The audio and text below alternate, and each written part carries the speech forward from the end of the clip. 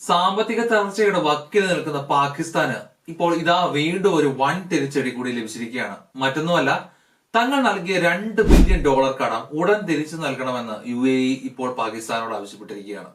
സത്യത്തില് പശ്ചിമേഷ്യയിൽ ഇസ്രായേലും ഇറാനും തമ്മിലുള്ള സംഘർഷം കടുക്കുന്നതിനിടെയാണ് UAEയുടെ ഈ അപ്രതീക്ഷിത നീക്കം ഉണ്ടായിരിക്കുന്നത്.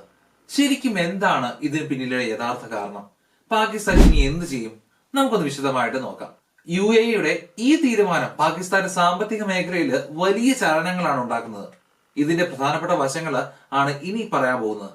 ഒന്നാമത്തേത് കടുത്ത സാമ്പത്തിക സമ്മർദ്ദം. സാധാരണയായിട്ട് പാകിസ്ഥാന്റെ വിദേശ നാണ്യ ശേഖരം നിലനിർത്തുന്നതിനായിട്ട് UAE തങ്ങളുടെ നിക്ഷേപങ്ങൾ കാലാവധി നീട്ടി നൽകാറാണ് പതിവ്. എന്നാൽ ഇത്തവണ പണം തിരികെ ആവശ്യപ്പെടുന്നത് രാജ്യത്തിന്റെ രൂപയുടെ മൂല്യം ഇടിയുന്നതിനും പണപ്പെരുപ്പം വർദ്ധിക്കുന്നതിനും കാരണമാകും. നയതന്ത്ര മാറ്റങ്ങളാണ് അടുത്തത്. ഗൾഫ് രാജ്യങ്ങൾ ഇപ്പോൾ തങ്ങളുടെ സഹായ നയങ്ങളിൽ വലിയ രീതിയിലുള്ള മാറ്റം വരുത്തിയിട്ടുണ്ട്. വെറുതെ പണം നൽകുന്നതിന് പകരം അത് നിക്ഷേപങ്ങളാക്കി മാറ്റാനാണ് അവർ താല്പര്യപ്പെടുന്നത്.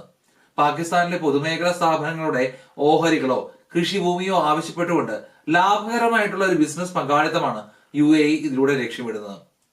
ഇനി IMF നിബന്ധനകൾ എന്തൊക്കെയാണെന്ന് നമുക്ക് നോക്കാം. അന്താരാഷ്ട്ര നാണയ നിധിയിൽ നിന്ന് വായ്പ ലഭിക്കണമെങ്കിൽ സൗഹൃദ രാജ്യങ്ങളിൽ നിന്ന് കൃത്യമായിട്ടുള്ള സാമ്പത്തിക ഉറപ്പുകൾ വാങ്ങണമെന്ന വ്യവസ്ഥയുണ്ട്. UAEയുടെ ഈ പിന്മാറ്റം IMFുമായിട്ടുള്ള ചർച്ചകളെയും ബാധിച്ചേക്കാം. UAEയുടെ ലക്ഷ്യങ്ങളും ആഘാതവും പാകിസ്ഥാനിലെ തുറമുഖങ്ങളിലും അതുപോലെ തന്നെ ഊർജ്ജ മേഖലയിലും നേരിട്ടുള്ള നിയന്ത്രണം UAE ഇപ്പോൾ ലക്ഷ്യമിടുന്നുണ്ട്. കൂടാതെ പാകിസ്ഥാൻ സ്വയം പര്യാപ്തത നേടണമെന്ന കർശന സന്ദേശവും അവർ നൽകുന്നു. UAEയുടെ ഈ നിലപാട് പാകിസ്ഥാനെ സംബന്ധിച്ചിടത്തോളം അപ്രതീക്ഷിതവും ഗുരുതരവുമാണ്. ഇതിലെ ചില പ്രത്യാഘാതങ്ങൾ എന്താണെന്ന് നമുക്കൊന്ന് പരിശോധിക്കാം. ഒന്നാമത്തേത് വിദേശ നാണ്യ ശേഖരത്തിലെ ഇടിവ്. UAE ആവശ്യപ്പെട്ട തുക തിരിച്ചടയ്ക്കുന്നതോടെ രാജ്യത്തിന്റെ കരുതൽ ശേഖരത്തിൽ ഏകദേശം 18% കുറവുണ്ടാകും. ഇത് രാജ്യത്തിന്റെ ഇറക്കുമതി ശേഷിയെ തകർക്കും. വിലക്കയറ്റവും ജനരോഷവുമാണ് അടുത്തത്. സാമ്പത്തിക പ്രതിസന്ധി മൂലം ഇന്ധനവിലയിലെ വലിയ വർധനമാണ് ഉണ്ടായത്. പെട്രോൾ ലിറ്ററിന് 458 പാകിസ്ഥാൻ രൂപയായും ഹൈസ്പീഡ് ഡീസൽ ലിറ്ററിന് 520 രൂപയായും ഉയർന്നു. രാഷ്ട്രീയ അസ്ഥിരതയാണ് മറ്റൊന്ന്. സബ്സിഡികള് വെട്ടിക്കുറയ്ക്കുന്നത് ജനങ്ങൾക്കിടയിലെ സർക്കാരിനോടുള്ള കടുത്ത വിദ്വേഷത്തിന് കാരണമായിട്ടുണ്ട്. ഇത് ഭരണകൂടത്തിന് വലിയ രാഷ്ട്രീയ വെല്ലുവിളിയാണ് ഉയർത്തുന്നത്. ഇന്ത്യ ഇതിൽ നിന്ന് പഠിക്കേണ്ട പാഠങ്ങൾ എന്തൊക്കെയാണെന്ന് നമുക്ക് നോക്കാം.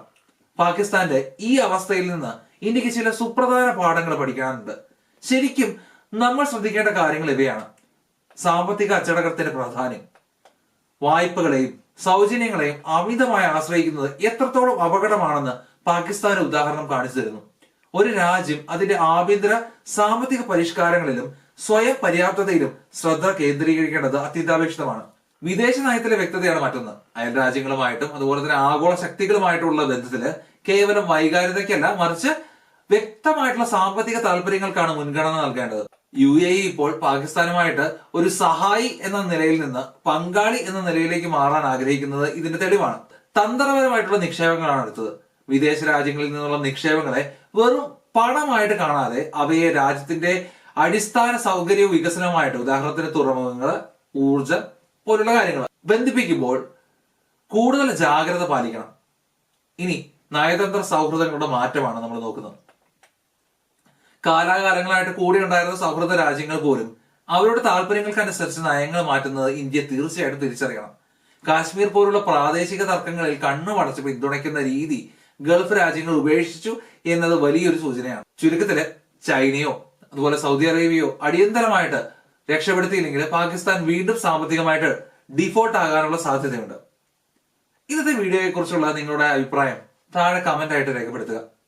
ഗൾഫ് രാജ്യങ്ങളുടെ ഈ കർശന നിലപാട് പാകിസ്ഥാനെ സ്വയം പര്യാപ്തതയിലേക്ക് നയിക്കുമോ അതോ രാജ്യം പൂർണ്ണമായിട്ടും ചൈനയുടെ കടക്കണിയിലേക്ക് വീഴുമോ?